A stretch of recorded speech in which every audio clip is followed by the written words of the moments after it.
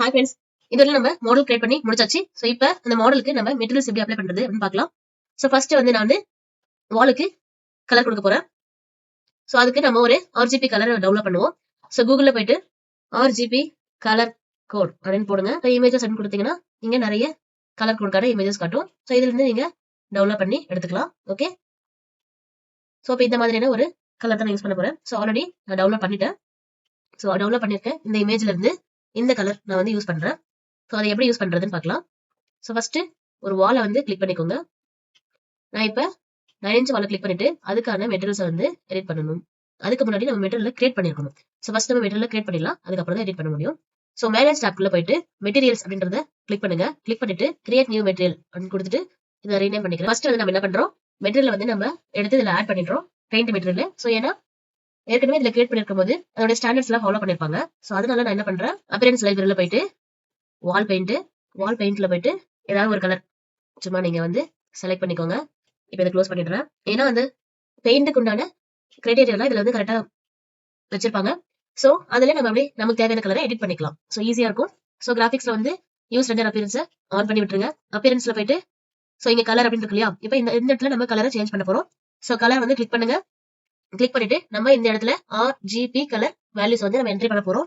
So நான் download பண்ண இமேஜ்ல RGB கலர் வந்து R வந்து 166 இருக்கு, 166, G வந்து 205, அதுக்கடுத்து B வந்து 208. ஸோ இப்போ இந்த கலர் வந்துருச்சு. ஓகே கொடுத்துட்றேன். ஓகே, ஸோ ஒன்று வந்து நம்ம கிரியேட் பண்ணியாச்சு. ஸோ கலர் வந்து நம்ம கிரியேட் பண்ணியாச்சு. அடுத்தபடியா வால்ல நம்ம யூஸ் பண்ற பிரிக் ஒர்க்குக்கு ஒரு மெட்டீரியல் கிரியேட் பண்ணிடலாம். ஸோ மேனேஜ்குள்ள மெட்டீரியல்ஸ், இப்போ கிரியேட் நியூ மெட்டீரியல். ஸோ இதுக்கு நம்ம நேம் மாத்திக்கலாம். Number 2 black work. ஸோ இதுக்கு நம்ம ஏதாவது ஒரு பிரிக் மெட்டீரியல்ல சூஸ் பண்ணிக்கலாம். மேசன் பிரிக்ல போங்க.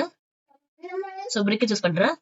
இதுல நீங்க ஏதாவது ஒரு பிரிக் சூஸ் பண்ணிக்கோங்க.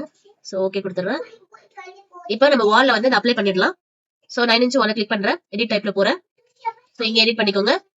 ஸோ ஃபர்ஸ்ட் வந்து கேட்டகரியில ஸ்ட்ரக்சர்ல வந்து நம்ம பிளாக் ஒர்க்கை இந்த பிளாக் ஒர்க்கை கிளிக் பண்ணிட்டு ஓகே கொடுத்துருங்க. ஓகே, அடுத்ததா ஃபினிஷ் 1 and 2ல நம்ம இந்த கலரை வந்து பிளாஸ்டரை கொடுத்துடலாம். ஸோ இன்சைட் நீங்க வேற கலர் கொடுக்க போறீங்க அப்படின்னா நீங்க ஃபினிஷ் 1ல ஒரு கலரும் ஃபினிஷ் 2ல ஒரு கலரும் கொடுத்துக்கலாம். ஸோ நான் இப்போ காமனா ஒரே கலர் தான் கொடுக்க போறேன். அதனால நான் ரெண்டுத்துக்குமே வந்து ஒரே கலரை கொடுத்துட்டு ஓகே கொடுத்துட்டு நம்ம வேணும்னா ஃபியூச்சர்ல சேஞ்ச் பண்ணிக்கலாம்.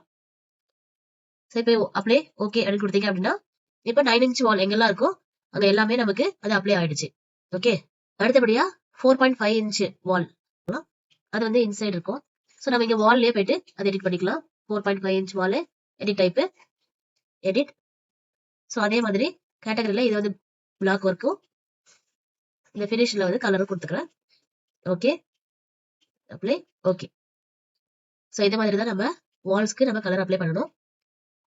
இப்போ இந்த ஃப்ளோர் லெவல்ல வந்து நம்ம வேற டிசைன்ஸ் கொடுப்போம். ஸோ இந்த இடத்துல மட்டும் நமக்கு பெயிண்டிங் வந்து தேவை. அப்ப என்ன பண்ணலாம், பெயிண்ட் டூல் இருக்கு இல்லையா, மாடிஃபைல போயிட்டு இந்த பெயிண்ட் டூலை எடுத்துக்கோங்க. எடுத்துட்டு இந்த பிளாஸ்டிக் கலரை செலக்ட் பண்ணிட்டு ஸோ இந்த இடத்துல மட்டும் எனக்கு வேணும் அப்ளை பண்றேன். ஸோ அந்த ஃபேஸஸ்ல மட்டும் அது அப்ளை ஆகும். ஏன்னா நம்ம உள்ள ஃப்ளோர்ல வந்து வேற டிசைன்ஸ் கொடுக்க போறோம். ஸோ வெளி பக்கமா நம்ம இதை மட்டும் அந்த கலரை அப்ளை பண்ணிக்கலாம். ஸோ ஃப்ளோரோட எந்தெந்த இடத்துல நமக்கு இந்த கலர் அப்ளை பண்ணணுமோ அங்க மட்டும் அந்த பெயிண்ட் அப்ளை பண்ணிக்கோங்க.